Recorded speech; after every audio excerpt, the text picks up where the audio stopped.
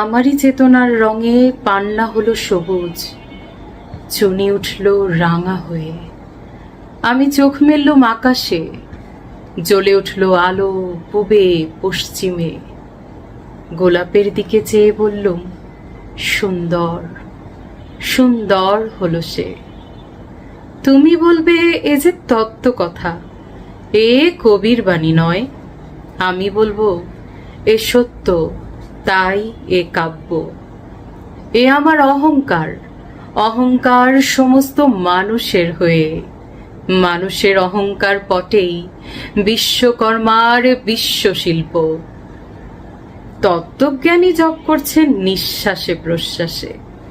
না না না, না পান্না, না চুনি, না আলো, না গোলাপ, না আমি, না তুমি।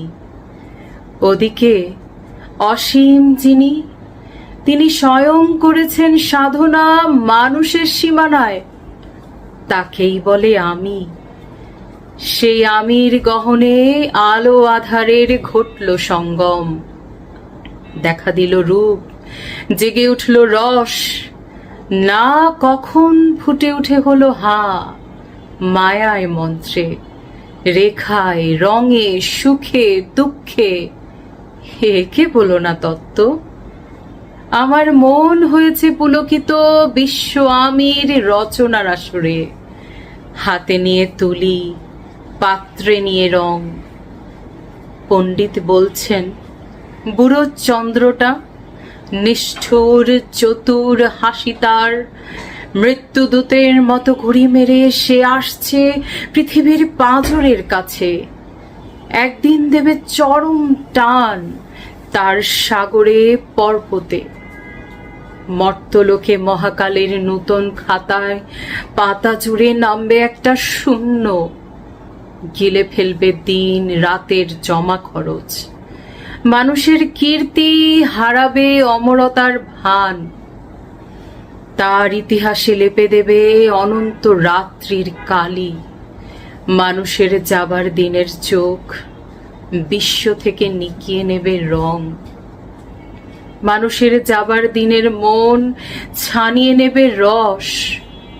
শক্তির কম্পন চলবে আকাশে আকাশে, জ্বলবে না কোথাও আলো। বিনাহীন সভায় যন্ত্রীর আঙুলে নাচবে, বাঁচবে না সুর। সেদিন কবিত্বহীন বিধাতা একা রবেন বসে নীলিমাহীন আকাশে, ব্যক্তিত্ব হারা অস্তিত্বের গণিত তত্ত্ব নিয়ে। তখন বিরাট বিশ্বভুবনে দূরে দূরান্তে অনন্ত অসংখ্য লোকে লোকান্তরে এ বাণী ধ্বনিত হবে না কোনোখানেই, তুমি সুন্দর, আমি ভালোবাসি। বিধাতা কি আবার বসবেন সাধনা করতে? যুগ যুগান্তর ধরে প্রলয় সন্ধ্যায় জপ করবেন? কথা কও, কথা কও, বলবেন, বলো তুমি সুন্দর, বলবেন, বলো আমি ভালোবাসি।